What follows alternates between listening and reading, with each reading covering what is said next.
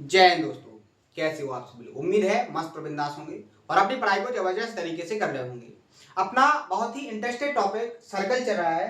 Last के 2 session जो हुए हैं जिनमें मैंने आपको केवल और केवल सर्कल का बेसिक ही बताया है, जिसमें मैंने आपको सर्कल से रिलेटेड जो बैट्स होते हैं, जो लैंग्वेज को समझने में बहुत ज्यादा हेल्प करते हैं, जो आपके की पॉइंट्स होते हैं बेसिक, उन सभी को बहुत अच्छे से मैंने आपको कंप्लीट करवाया है। उम्मीद है आप सभी लोगों ने जो मैंने आपको बेसिक बताया है सर्कल का, कि सर्कल क्या होता है, सर्कल का सेंटर क्या होता है, सर्कल की डेफिनेशन क्या होती है, बहुत सारे की पॉइंट्स जो मैंने आपको बताए हैं। मैंने आपको सबसे पहले सर्कल बताया था कि सर्कल का डायग्राम कैसे बनेगा। सर्कल एक क्या होता है, पॉइंट्स ऑफ लोकस होता है, यानी कि बिंदुओं का एक क्या होता है, परिपथ होता है। कैसे परिपथ होता है, पूरा का पूरा विथ डेफिनेशन के, विथ डायग्राम के मैंने आपको बहुत अच्छे से लास्ट के सेशन में बहुत अच्छे से एक्सप्लेन किया है। उसके बाद मैंने जो आपके की पॉइंट्स होते हैं कि सेंटर क्या होता है, इसको किससे डिनोट करते हैं, रेडियस, सरकमफ्रेंस, और भी बहुत सारे की पॉइंट्स हैं जो मैंने आपको बताए हैं कि कॉर्ड क्या होती है, माइनर आर्क क्या होता है, मेजर आर्क क्या होता है, माइनर सेगमेंट क्या होता है, मेजर सेगमेंट क्या होता है। फिर उसके बाद कॉर्ड से रिलेटेड जो भी टॉपिक्स आपके बनते हैं, जो भी पॉइंट्स आपके बनते हैं, वो सारे के सारे पॉइंट्स मैंने बहुत अच्छे से आपको कंप्लीट करवाए हैं। बेसिक भी बताया है और उससे एडवांस लेवल के भी जो कॉन्सेप्ट बन सकते हैं उनको भी मैंने बहुत अच्छे से समझाने की कोशिश की है। तो आपने ये जो मैंने आपको कॉन्सेप्ट दिखाए हैं, इन सभी कॉन्सेप्टों को उम्मीद है बहुत अच्छे से समझ लिया होगा। हर एक कॉन्सेप्ट के नोट भी बनाए होंगे और आपने क्या किया होगा, उनका रिवीजन भी किया होगा। अब अपन क्या करेंगे, यहां से आगे के जो कॉन्सेप्ट है उनको सीखेंगे। लास्ट का जो सेशन हुआ था उसमें मैंने आपको क्या बताया था, साइक्लिक क्वाड्रिलेटरल के बारे में बताया था कि साइक्लिक क्वाड्रिलेटरल क्या होता है, साइक्लिक क्वाड्रिलेटरल की क्या प्रॉपर्टीज होती हैं, ये मैंने बहुत अच्छे से एक्सप्लेन किया था। और मैंने विद प्रूफ के साथ साइक्लिक क्वाड्रिलेटरल की जो दोनों प्रॉपर्टीज होती हैं उन प्रॉपर्टीज को बहुत अच्छे से एक्सप्लेन किया था। तो इन सभी को आपने भी बहुत अच्छे से कंप्लीट कर लिया होगा। कंप्लीट कैसे करना है, सबसे पहले कॉन्सेप्ट को देखना है, समझना है, उसके बाद उसको नोट करना है, नोट करने के बाद उसका रिवीजन करना है। और उस पर जो मैं आपको क्वेश्चन प्रैक्टिस करवाता हूं, तो एक बार मैंने प्रैक्टिस करवाई, एक बार आपको खुद से प्रैक्टिस जरूर करना है, तभी जाके आपका वो कॉन्सेप्ट परफेक्ट तरीके से कंप्लीट होगा। और जब आप किसी क्वेश्चन को एक बार खुद से सॉल्व करोगे तो आपके जो डाउट्स होंगे वो आपको खुद ब खुद पता चलेंगे, और आपको जो डाउट होंगे उनको सॉल्व करने के लिए आप खुद से प्रयास करोगे, और अगर जब सॉल्व नहीं होंगे तो उसको आप कमेंट बॉक्स में बताओगे, तो उनका सॉल्यूशन मैं बहुत सिंपल लैंग्वेज में आपको प्रोवाइड कराऊंगा। ठीक है, हर एक डाउट का आपको सॉल्यूशन मिलेगा, बस आपको खुद से प्रैक्टिस करने की कोशिश जरूर करना है। क्लियर है, आगे बढ़े। तो इससे आगे का जो कॉन्सेप्ट है उसको समझते हैं। साइक्लिक ही क्वाड्रिलेटरल से रिलेटेड कॉन्सेप्ट है, उसको और कंप्लीट करेंगे फिर आगे बढ़ेंगे। कॉन्सेप्ट क्या है, देखो यहां पर मैंने एक सर्कल बनाया, क्या बनाया, सर्कल बनाया, और इस सर्कल के अंदर मैंने एक ऐसे क्वाड्रिलेटरल बनाया जो इस सर्कल की सरकमफ्रेंस पर चारों वर्टेक्स क्या करते हैं, इंटरसेक्ट करते हैं, इस तरीके से। ये जो क्वाड्रिलेटरल है कैसे बना है कि सर्कल की सरकमफ्रेंस पर इसके क्या है, चारों वर्टेक्स हैं।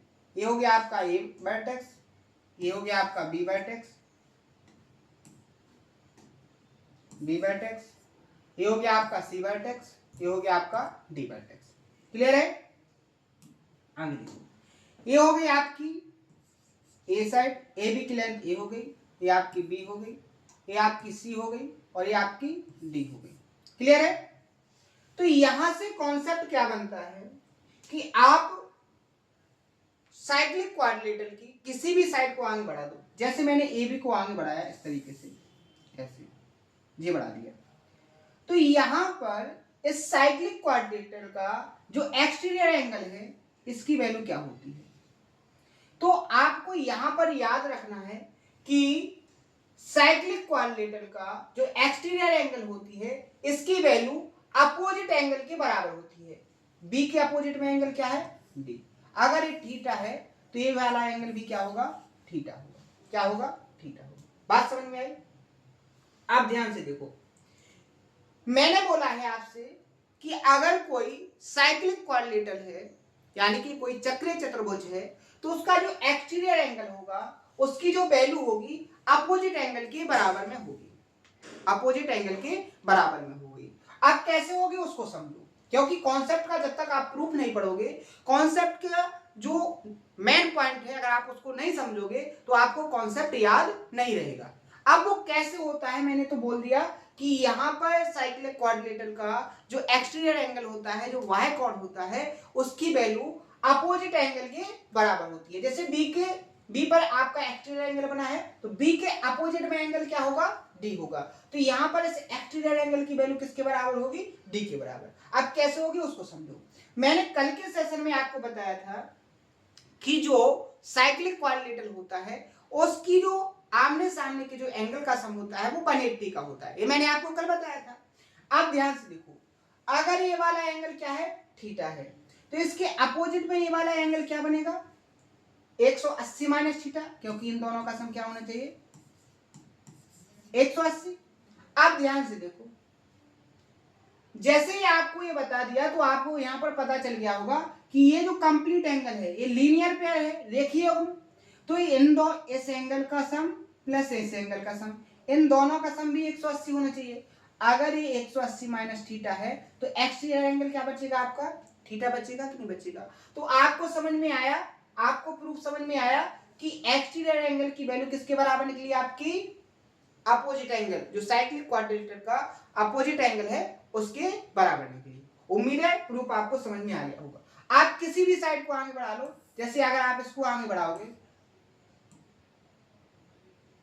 इस तरीके से, तो यहां पर जो एक्सटीरियर एंगल बनेगा तो सी के अपोजिट में क्या होगा, ए, तो इसकी वैल्यू अगर अल्फा है तो इसकी भी वैल्यू क्या होगी, अल्फा होगी। बात समझ में आए। आप किसी भी साइड को आगे बढ़ा लो, अगर आप इस साइड को आगे बढ़ाओगे तो यहां पर भी जो एक्सटीरियर एंगल बनेगा जी वाला, इस एंगल की वैल्यू किसके बराबर हो जाएगी, इस एंगल की वैल्यू हो जाएगी, अगर ये 180 माइनस थीटा है तो ये भी क्या हो जाएगा आपका 180 माइनस थीटा होगा। अगर आप इस वाली साइड को आगे बढ़ाओगे ऐसे इस तरीके से, तो आपका ये एक्सटीरियर एंगल बनेगा। अगर आप यहां पर देखोगे इस एंगल की वैल्यू क्या है, सी है, या इस एंगल की वैल्यू अल्फा है, तो ये क्या होगा 180 माइनस अल्फा, तो ये भी क्या होगा आपका 180 माइनस अल्फा। उम्मीद है आपको समझ में आ गया होगा। मैंने चारों वर्टेक्स पर एक्सटीरियर एंगल निकाल के आपको बता दिया कि किस तरीके से आपका क्या होगा, यहां पर एक्सटीरियर एंगल की वैल्यू आपकी जो साइक्लिक क्वाड्रिलेटरल है उसके अपोजिट एंगल के बराबर होगा। अपोजिट एंगल कौन सा देखना है, जिस वर्टेक्स पर आपका एक्सटीरियर एंगल बन रहा है उसी वर्टेक्स का आपको अपोजिट एंगल देखना है। इस बात का भी विशेष ध्यान रखना है। क्लियर है, उम्मीद है आपको समझ में आ गया होगा। बहुत ही इंपॉर्टेंट कॉन्सेप्ट है। अभी मैं क्वेश्चन आपको प्रैक्टिस कराऊंगा, आपको पता चलेगा कि प्रीवियस ईयर के एग्जाम्स में कैसे क्वेश्चन पूछे गए हैं। अगर आपको एक कॉन्सेप्ट आता होता तो आप ऐसे क्वेश्चन को 2 से 3 सेकंड में भी सॉल्व कर लेते। क्लियर है, बात समझ में आ गई। अब अगर मैं आपसे बोलूं एक और इसी में की पॉइंट्स देखूं कि आपने एक बात समझ ली, इसी में जो नेक्स्ट कॉन्सेप्ट है उसको समझो। कॉन्सेप्ट का यहां पर नाम लिखेंगे आप क्या, टॉलमी थ्योरम।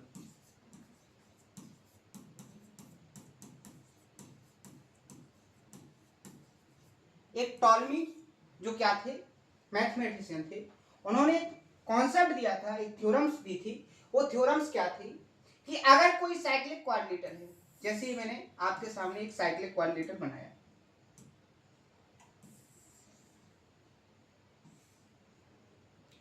डायग्राम कैसे बनाना है इस बात को बहुत अच्छे से समझो, टेक्निक को समझो कि डायग्राम कैसे बन जाता है। क्योंकि आपको क्वेश्चन में अब जो नया पैटर्न आया है, एग्जामिनर ने क्या किया है कि अब वो क्या काम करता है कि ज्यादातर क्वेश्चन ऐसे क्रिएट करता है कि जिसमें डायग्राम बना के नहीं देता है, आपको खुद से डायग्राम क्रिएट करना पड़ता है। और अगर आप डायग्राम को बहुत अच्छे से क्रिएट कर सकते हो तभी आपका कॉन्सेप्ट वहां पर फॉलो होगा। अगर आपने डायग्राम को बहुत अच्छे से क्रिएट नहीं कर पाया, सिस्टमैटिक वे में नहीं क्रिएट कर पाया, तो आप जो डाटा क्वेश्चन में दिया गया है, आप उस डाटा को जो जहां पर आपको पुट करना था, उस डाटा को जहां पर डिनोट करना था, जो क्वेश्चन में बोला गया था उसको डिनोट नहीं कर पाओगे, उसके बाद आपका कॉन्सेप्ट फेल हो जाएगा। तो सबसे पहला जो काम है, जो आर्ट है, वो डायग्राम की है कि आप डायग्राम बनाने की आर्ट को बहुत अच्छे से समझिए कि डायग्राम कैसे बनाना है। ठीक है, मैंने आपको साइक्लिक क्वाड्रिलेटरल बनाया तो समझ जाओ कि ऐसे आपको एक सर्कल के अंदर एक ऐसा क्वाड्रिलेटरल फिट करना है जिसके चारों के 4 वर्टेक्स कहां पर होना चाहिए, सर्कल की सरकमफ्रेंस पर होना चाहिए। क्लियर है? ये मैंने आपके सामने बना दिया एक साइक्लिक कोऑर्डिनेटर। इसका ए वर्टेक्स हो गया, ये बी वर्टेक्स हो गया, ये हो गया आपका सी और ये हो गया आपका डी।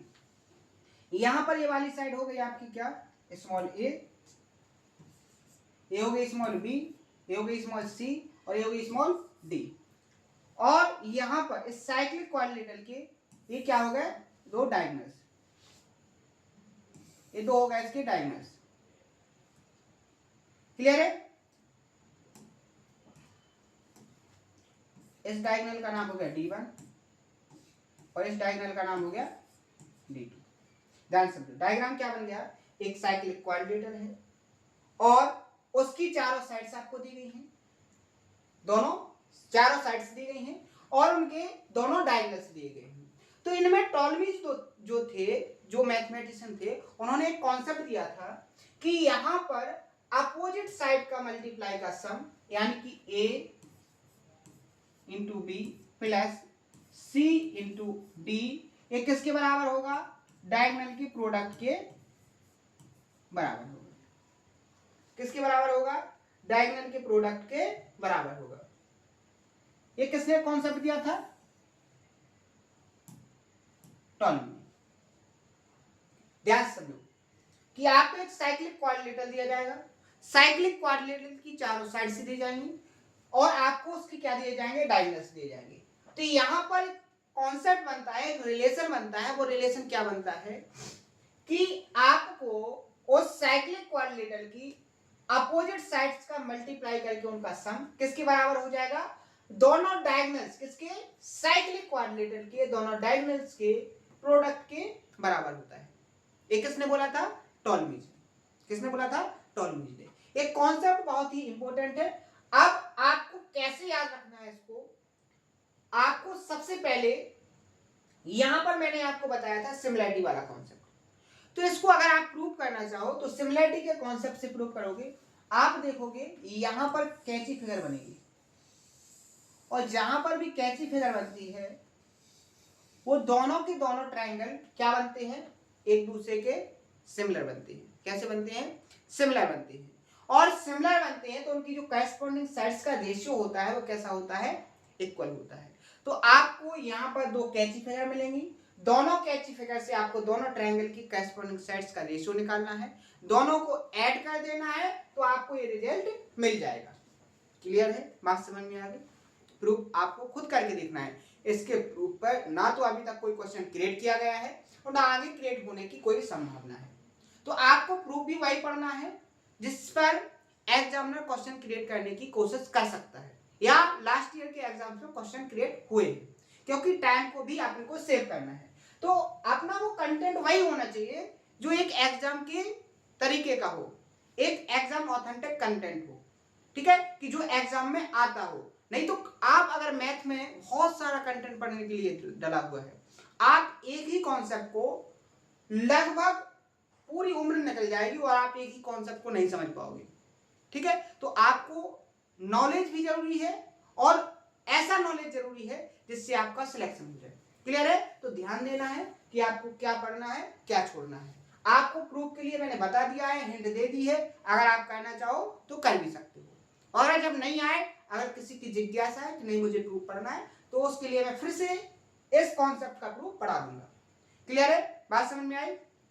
अभी एक कॉन्सेप्ट और रह गया है। मैंने वो जो पावर वाला बोला था, मैं क्या काम कर रहा हूं कि जितने पावर्स के रूल होते हैं उनको कंपाइल कर रहा हूं, पूरे पावर्स वाले रूल एक साथ में आपको पढ़ाऊंगा, जहां से आपके पूरे डाउट्स क्लियर हो जाएंगे। ये मत सोचना जो मैंने आपको एक कॉन्सेप्ट दिया था ना, एक क्वेश्चन पूछा था कि अगर 1 की पावर 0 है तो इसकी वैल्यू 1 होती है, और अगर 1 की पावर 1 होती है तो इसकी वैल्यू 1 होती है। तो यहाँ पावर्स के रूल से अपन क्या कर सकते हैं, 1 की पावर इक्वल टू 1 की पावर 1। तो यहाँ पर ये भी होना चाहिए कि 0 इक्वल टू 1, लेकिन ये पॉसिबल नहीं है। तो इसका भी प्रूफ मैं कब दूंगा, मैं एक दो कॉन्सेप्ट और रह गए हैं, उन सभी कॉन्सेप्टों को प्रॉपर तरीके से पीपीटी के फॉर्म में कंप्लीट करके सारे के सारे फॉर्मूले आपको पावर्स वाले मिलेंगे, जिससे आपके सारे डाउट्स क्लियर हो जाएंगे। ठीक है, तो आप पेशेंस रखिएगा, जो मैंने बोल दिया वो सारा का सारा आपको पढ़ाया जाएगा। क्लियर है? तो अभी तक मैंने आपको जो सर्कल का बेसिक है अब कंप्लीट कंप्लीट हो चुका है। अब जैसे जैसे अपन आगे बढ़ते जाएंगे, कॉन्सेप्ट को समझते जाएंगे, कॉन्सेप्ट पर जितने भी टाइप के क्वेश्चन हैं उन सभी क्वेश्चनों को बहुत अच्छे से प्रैक्टिस करवा दिया जाएगा। अब आपको एक बार याद करवा दूं कि आपको कौन कौन से कॉन्सेप्ट याद रखने हैं, कौन कौन से कॉन्सेप्ट के बेसिक वर्ड्स हैं जिनको आपको बहुत अच्छे से ध्यान रखना है। एक बार उनका क्विकली रिवीजन करवा रहा हूं, जिससे आपका आज के सेशन में कंप्लीट क्या हो जाए, सर्कल का बेसिक हो जाए। क्योंकि कल से अपन को पढ़ना है सर्कल के जो कॉन्सेप्ट होते हैं, जो एग्जाम्स में क्वेश्चन क्रिएट होते हैं जिन पर, उन सभी कॉन्सेप्टों को स्टार्ट करना है। तो सबसे पहले अपन को बेसिक कंप्लीट करना है। तो मैंने सारे बेसिक कॉन्सेप्ट आपको कंप्लीट करवा दिए हैं, उनका एक बार क्या हो जाए, रिवीजन हो जाए। तो सबसे पहले आपको ध्यान रखना है कि सर्कल क्या है, सर्कल में आपको क्या क्या पढ़ना है। सर्कल के बारे में आपको बेसिक में पता होना चाहिए कि सेंटर कहां पर होता है, सर्कल की रेडियस क्या होती है, सर्कल की सरकमफ्रेंस क्या होती है। ठीक है, 3 वर्ड्स आपकी ये कंप्लीट हो गए। सेंटर को हिंदी में केंद्र बोलेंगे, रेडियस को हिंदी में त्रिज्या बोलेंगे, सरकमफ्रेंस को हिंदी में परिधि बोलेंगे। इसकी वैल्यू अभी मैं आपको आगे पढ़ाऊंगा क्या होती है, 2 पाई r। ये कैसे होती है वो आगे आपको बहुत डिटेल में बताया जाएगा। ठीक है, सभी वर्ड्स की आपको पोजीशन भी पता होनी चाहिए, सेंटर की पोजीशन क्या है, रेडियस की पोजीशन क्या है, सरकमफ्रेंस की पोजीशन क्या है। जैसे ही आगे बढ़ेंगे तो आपको पता होना चाहिए कि कॉर्ड क्या है, जीवा क्या है, डिटेल में समझाया गया है। उसके बाद इस कॉर्ड के द्वारा जो सर्कल को डिवाइड किया गया है वो पार्ट्स कौन कौन से हैं। तो एक आपका होगा माइनर आर्क, दूसरा होगा मेजर आर्क, तीसरा होगा माइनर सेगमेंट और चौथा हो जाएगा मेजर सेगमेंट। ये चारों वर्ड्स, चारों की पोजीशन आपको बहुत अच्छे से माइंड में सेट होनी चाहिए, क्योंकि इनसे कॉन्सेप्ट क्रिएट होना है। और कॉन्सेप्ट क्रिएट होना मतलब इनसे क्वेश्चन भी आपको एग्जाम्स में देखने को मिलेंगे। और अगर आपको इन वर्ड्स का बहुत अच्छे से नॉलेज नहीं है, बहुत अच्छे से इनकी पोजीशन पता नहीं है, तो आप उन लैंग्वेज को, क्वेश्चन की लैंग्वेज को नहीं समझ पाओगे और फिर उसके कॉन्सेप्ट को यूज नहीं कर पाओगे। क्लियर है, आगे बढ़ेंगे अपन। फिर मैंने आपको बताया था डायमीटर। डायमीटर क्या होता है, डायमीटर एक कॉर्ड होती है जो लार्जेस्ट कॉर्ड होती है, यानी कि सबसे बड़ी जीवा होती है, जो सबसे बड़ी जीवा होती है। और इसकी वैल्यू क्या होती है, रेडियस की डबल होती है। जो डायमीटर होता है, जो व्यास होता है, वो क्या होता है, अपना रेडियस का डबल होता है। पोजीशन क्या होती है कि वो सेंटर से होकर जाती है, जो जीवा होती है वो सेंटर से होकर जाती है, तो उसको अपन क्या कहते हैं, कॉर्ड कहते हैं, डायमीटर कहते हैं। उस कॉर्ड को क्या कहते हैं, डायमीटर कहते हैं। और इसकी वैल्यू क्या होती है, रेडियस की डबल होती है। फिर मैंने यहाँ पर एक रिलेशन बताया था कॉर्ड और डायमीटर में। मैंने हमेशा के लिए कॉन्सेप्ट दिया था कि जो कॉर्ड होती है वो डायमीटर के बराबर हो सकती है और उससे हमेशा छोटी रहेगी, या तो बराबर होगी या उससे छोटी होगी, कभी भी उससे क्या नहीं हो सकती है, बड़ी। किससे, डायमीटर से। व्यास से कभी जीवा बड़ी नहीं हो सकती है, व्यास से हमेशा कैसे रहेगी, छोटी रहेगी। ठीक है, और व्यास के बराबर रहेगी। बहुत ही इंपॉर्टेंट कॉन्सेप्ट है, इससे मैंने आपको एक क्वेश्चन भी प्रैक्टिस करवाया था। आगे जैसे ही बढ़े थे तो मैंने आपसे बोला था कि अगर आप कोई कॉर्ड खींचते हो, अगर आप कोई जीवा खींचते हो और उस जीवा पर आप सेंटर से कोई परपेंडिकुलर खींचते हो, तो जो वो परपेंडिकुलर है वो जीवा को बाइसेक्ट करता है। क्या करता है, बाइसेक्ट करता है। वो उस जीवा को क्या करता है, बाइसेक्ट करता है। इसका अपोजिट भी ट्रू है।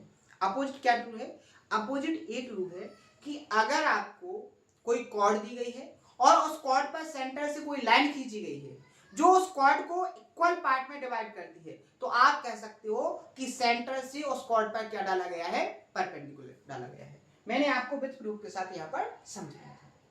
क्लियर है, आगे बढ़ेंगे। उसके बाद मैंने आपको बताया था कि अगर आप इक्वल दो कॉर्ड खींचते हो, इक्वल लेंथ की किसी सर्कल के अंदर दो जीवाएं खींचते हो, तो उनके द्वारा सेंटर पर जो एंगल बनते हैं, मैंने ये दोनों एंगल बहुत अच्छी डिटेल में बताए थे, ये इन दोनों एंगल्स की वैल्यू क्या होती है, इक्वल होती है। उसके बाद मैंने एक और कॉन्सेप्ट इसमें बताया था कि अगर आपकी दोनों कॉर्ड इक्वल है तो उनकी सेंटर से जो डिस्टेंस होती है वो इक्वल होती है। ये वाली जो डिस्टेंस है, एक डिस्टेंस कैसी होती है, सेंटर से इक्वल होती है। क्लियर है, विथ प्रूफ के साथ मैंने आपको समझाया। आगे बढ़ेंगे। इसके बाद मैंने आपको टेंजेंट के बारे में बताया था, टेंजेंशियल पॉइंट के बारे में बताया था।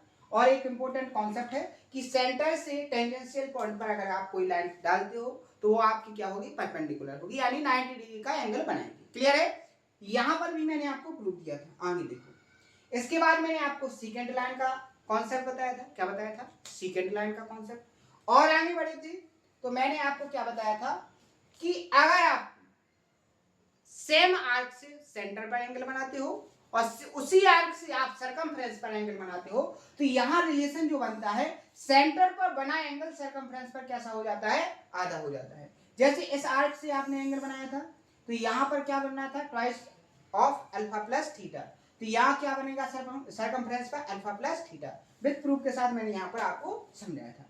दोनों तरीके से डायग्राम भी बता दिया था। उम्मीद है समझ में आ गया होगा। आगे मैंने बताया था कि अगर आप सेम आर्क से कितने भी एंगल बना लीजिए, आपके एंगल की वैल्यू कैसे होगी? इक्वल होगी। यहां पर भी मैंने समझाया था और यहां पर दो डायग्राम से समझाया था। दोनों तरीके से मैंने इसलिए समझाया था कि आपको क्वेश्चन की लैंग्वेज को समझने में दिक्कत ना हो। अगर उसने बोल दिया कि माइनर आर्क में आपके एंगल बनाए गए हैं, अगर उसने बोल दिया मेजर आर्क में, ये आपके मेजर आर्क में है और ये आपके माइनर आर्क में है, माइनर सेगमेंट में, ये बोलेगा वो मेजर सेगमेंट में बनाए गए एंगल और यहां पर कहेगा वो माइनर सेगमेंट में। अगर मेजर का बोले तो इस तरीके से बनेंगे, अगर माइनर का बोले तो इस तरीके से बनेंगे। बात समझ में आ गई? आगे बढ़े। नेक्स्ट यहां पर देखो, यहां पर मैंने आपको बताया था कि अगर आपका सेमी सर्कल है तो सेमी सर्कल में जो एंगल बनता है वो हमेशा और हमेशा एक राइट एंगल बनता है। आप कहीं पर भी बना ले, शर्त क्या है कि वो क्या होना चाहिए? आपका सेमी सर्कल होना चाहिए। तो सेमी सर्कल में आप कैसे भी एंगल बनाओगे वो हमेशा और हमेशा कैसा होगा? एक राइट एंगल होगा। क्लियर है? बात समझ में आ गई? आगे बढ़े। नेक्स्ट कॉन्सेप्ट, इसके बाद मैंने आपको साइक्लिक क्वाड्रिलेटरल बताया था कि साइक्लिक क्वाड्रिलेटरल क्या होता है, इसकी प्रॉपर्टीज क्या होती है। बहुत अच्छे से इसको भी एक्सप्लेन किया था। ठीक है, आगे बढ़े थे। ये मैंने आज ही आपको कॉन्सेप्ट बताया है। ठीक है, बहुत ही इंपॉर्टेंट कॉन्सेप्ट है। आगे देखो, फिर मैंने आपको ये टॉलमीज ने जो थ्योरम दी थी इसको भी बहुत अच्छे से समझाया है। उम्मीद है आपको बहुत अच्छे से समझ में आ गया होगा। ठीक है, यहां पर मैंने कुछ क्वेश्चन भी आपको सॉल्व करवाए थे, इनको भी आप देख लेना। अब आज के सेशन से नए जो क्वेश्चन है उनको प्रैक्टिस करेंगे, फिर सेशन को आज फिनिश करेंगे। कल से नए कॉन्सेप्ट सीखेंगे और नए क्वेश्चनों की प्रैक्टिस करेंगे जो लास्ट ईयर के एग्जाम्स में आए हैं, जो पूछे गए हैं, और आगे भी कैसे क्वेश्चन क्रिएट किए जाएंगे, ऐसे सभी क्वेश्चनों की बहुत अच्छे से प्रैक्टिस करेंगे। तो सबसे पहले अपन इस क्वेश्चन को देखेंगे। बहुत ही लॉजिकल क्वेश्चन है। आपको अगर इंटरेस्टेड तरीके से पढ़ोगे तो आप ये मान के चलिए कि आपको बहुत मजा आने वाला है सर्कल टॉपिक में। वैसे तो पूरा ज्योमेट्री इंटरेस्टिंग टॉपिक है, आप ज्योमेट्री के हर एक की पॉइंट को कंप्लीट करते जाइएगा। प्रत्येक जो कॉन्सेप्ट है, एवरी कॉन्सेप्ट को बहुत अच्छे से नोट करो, उनका प्रैक्टिस करो, उनका रिवीजन करो। आपको ज्योमेट्री यानी पूरे मैथ में भी इंटरेस्ट बढ़ जाएगा। लेकिन अगर आपने कोई कॉन्सेप्ट थ्योरम स्किप किए, फिर आगे जैसे ही आप पढ़ोगे, अगर आपने लास्ट का कंप्लीट किया है तो फिर बोरियत होती है। ठीक है, तो आपके पास दो मौका थे, या तो आप स्टार्टिंग से पूरा कंप्लीट करते हो चलते, तब भी आपको इंटरेस्ट बढ़ जाता, या फिर आपको जो सर्कल स्टार्ट किया मैंने वहां से भी अगर आप पूरा कंप्लीट करते हो, पूरा का पूरा पढ़ते हुए आगे बढ़ते हो, तब भी आपको बहुत इंटरेस्ट बढ़ जाएगा, बहुत मजा आएगा सॉल्व करने में। जैसे इस क्वेश्चन को देखो, क्या बोला गया है कि the chord of a circle is √3 times its radius, यानी कि जो कॉर्ड है वो क्या है? अपनी रेडियस की √3 गुना है। बात समझ में आए? आगे देखो, the angles subtended by this chord at the minor arc is k times the angle subtended at the major arc। यहां पर बोला गया है कि जो माइनर आर्क में, जो माइनर आर्क है उसमें जो एंगल बनाया गया है वो मेजर आर्क में बनाए गए एंगल का k गुना है। बात ध्यान से समझो, उसने बोला है कि यहां पर जो कॉर्ड है उसकी जो लेंथ है वो रेडियस की 3 गुना है। फिर उसने दूसरी लाइन बोली है कि जो आपका मेजर आर्क में जो एंगल बन रहा है वो माइनर आर्क में बने एंगल का कैसा है? k गुना है। यहां पर देखो उसने कहा है कि ये कितने टाइम्स है? √3 टाइम्स है। उसके बाद बोला है कि जो कॉर्ड के द्वारा क्या बनाया है? माइनर आर्क में बना angle k times the angles of subtended at the major arc. Major arc का क्या है? k गुना है। तो what is the value of k? आपको k की वैल्यू फाइंड करना है। देखो डायग्राम कैसे बनेगा। वैसे लैंग्वेज मैंने इतने परफेक्ट तरीके से आपको समझा दी है कि आप इसका डायग्राम भी बना सकते हो, आप इसको सॉल्व भी कर सकते हो। लेकिन अगर अभी आपको नहीं समझ में आया, आपका स्टार्टिंग में, तो मैं फिर से पूरा डायग्राम बता के बताऊंगा, आपको पूरा सॉल्यूशन दूंगा कि आपको 1% भी कंफ्यूजन ना हो। आपकी वो सारे की पॉइंट्स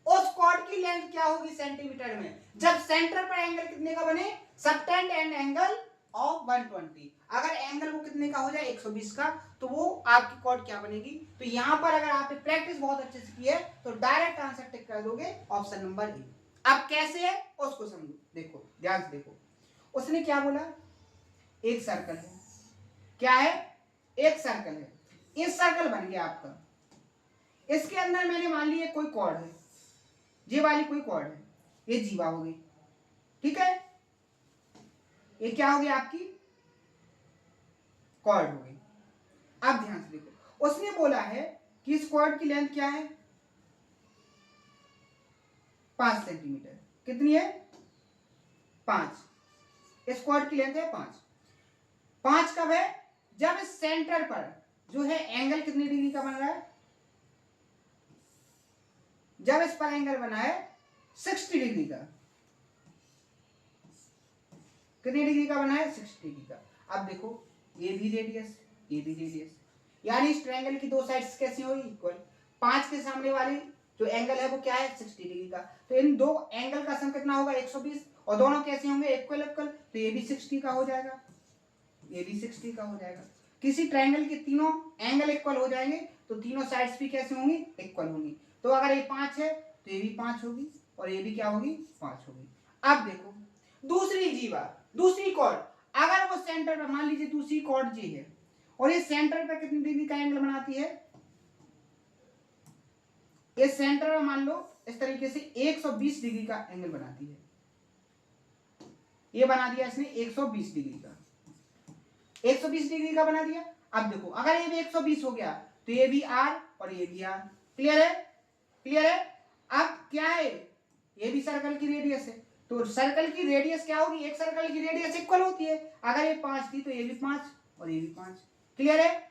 अब ये 120 कितना बचा 60, तो ये वाला एंगल 30 डिग्री और ये वाला एंगल भी 30 डिग्री। अभी बताया मैंने 30 30 और 120 वाला ट्रायंगल, तो क्या होगा रेशियो 1/√3, इसकी वैल्यू 5 है, इसकी वैल्यू 5, तो इसकी वैल्यू क्या हो जाएगी 5√3, तो क्या हो जाएगी कॉर्ड की लेंथ 5√3। यही उसने क्या पूछा था क्वेश्चन के अंदर, तो ऑप्शन नंबर क्या हो जाएगा यहाँ पर आपका ए करेक्ट आंसर। तो देखो कितना इंटरेस्टेड लॉजिकल क्वेश्चन है, लेकिन लॉजिकल और इंटरेस्टेड तभी लगता है जब आपका कॉन्सेप्ट बहुत अच्छे से परफेक्ट हो। तो मैंने सारे के सारे इसके अंदर के जो वर्ड्स हैं वो बहुत अच्छे से समझाए, तब जाके आपको ये बहुत अच्छे से समझ में आया हुआ। जैसे मैंने यहाँ पर आपको कॉर्ड भी बताई बहुत अच्छे से, मैंने आपको सर्कल भी बताया, सेंटर पर एंगल बनाना भी बताया, तो आपको लैंग्वेज सिंपल हो गई। अगर आप बेसिक वर्ड्स ना कंप्लीट करते तो आपको इस क्वेश्चन की लैंग्वेज समझने में बहुत ज्यादा कठिनाई होती। क्या करते हैं स्टूडेंट, डायरेक्ट कॉन्सेप्ट को समझने लगते हैं, वो उसकी बेसिक वर्ड्स को ध्यान में नहीं रखते हैं, और अगर बेसिक वर्ड्स उनको ध्यान रहते हैं तो फिर जब वो क्या करते हैं, जब लैंग्वेज में आता है कॉर्ड, जब लैंग्वेज में आता है क्या जीवा, तो वो समझ नहीं पाते हैं कि बेसिकली जीवा है क्या, जीवा कैसे बनाएंगे, जीवा की पोजीशन कैसे होगी, ठीक है, मेजर आर्क कौन सा होगा, माइनर आर्क कौन सा होगा, तो वो क्वेश्चन को सॉल्व नहीं कर पाता है। उसको कॉन्सेप्ट आएगा लेकिन वो सॉल्व नहीं कर पाएगा। तो आपको बहुत अच्छे से समझ में आ गया होगा कि आपको क्या क्या इंपॉर्टेंट है और आपको कितने अच्छे से उसकी प्रैक्टिस करनी है, क्लियर है। तो उम्मीद है आज का सेशन आपको बहुत अच्छे से पसंद आया होगा, बहुत अच्छा लगा होगा, और सेशन अगर पसंद आए तो इसको शेयर करना है और भी लोगों को बताना है कि आप ऐसे भी पढ़ सकते हो कि आपका सिलेक्शन कम से कम समय में हो सकता है। मेहनत आपको करनी पड़ेगी, पूरा का पूरा कंटेंट पूरी मेहनत के साथ मैं आपको प्रोवाइड करवा रहा हूं। अगर कोई डाउट है तो उसको पूरी तरीके से सॉल्व करवा रहा हूं। आज का जो रिवीजन होगा, जो आपने किया है उससे आगे का रिवीजन करना और उसको कमेंट में करना, बहुत अच्छे से प्रैक्टिस करते रहिएगा। सिलेक्शन आपका होगा, लेकिन मेहनत आपको बहुत ज्यादा करनी पड़ेगी, क्योंकि अगर आपको भीड़ से अलग चल रहा है तो उसके लिए कुछ ना कुछ आपको एक्स्ट्रा एफर्ट डालने पड़ेंगे, ठीक है। और वो एक्स्ट्रा एफर्ट हो सकते हैं आपके क्या, कि आपकी मल्टीपल टाइम हर एक कॉन्सेप्ट को बहुत अच्छे से प्रैक्टिस, वो एक्स्ट्रा एफर्ट आपके यही है, क्योंकि हर एक स्टूडेंट सिलेबस को पूरा कर रहा है, सिलेबस को प्रॉपर तरीके से नोट कर रहा है, कॉपियों में बंद कर रहा है, केवल और केवल क्या नहीं कर रहा है, प्रैक्टिस नहीं कर रहा है। वो एक्स्ट्रा एफर्ट डाल के आपको क्या करना है, बहुत अच्छे से उन हर एक कॉन्सेप्ट पर प्रैक्टिस करना है। जैसे आपको मैंने बोला कि एक्स्ट्रा एफर्ट, तो ऐसा नहीं कि आपको कोई बुक सर्च करना है, आपको कोई अलग से क्वेश्चन क्रिएट करना है, कुछ नहीं करना है। आपको जो पढ़ाया गया है आपको उसी को प्रैक्टिस करना है, क्योंकि हर एक स्टूडेंट 95% स्टूडेंट ऐसे हैं जो केवल क्लास को लेते हैं, सेशन को अटेंड करते हैं, उसके हर एक कॉन्सेप्ट को लिखते हैं, कॉपियों में बहुत अच्छे से सजाते हैं और उसको बंद करके एक अलमारी में पैक करते रखते जाते हैं और उनकी प्रैक्टिस नहीं करते हैं। तो वो प्रैक्टिस वो नहीं कर रही, लेकिन अगर आपको सिलेक्शन लेना है तो आपको प्रैक्टिस बहुत अच्छे से करना है। उम्मीद है आपको समझ में आ गया होगा। तो आज के सेशन में इतना ही, मिलते हैं नेक्स्ट सेशन में इसी जोश और उम्मीद के साथ। अगर कोई डाउट हो तो उसको कमेंट बॉक्स में जरूर बताएं। थैंक यू, धन्यवाद।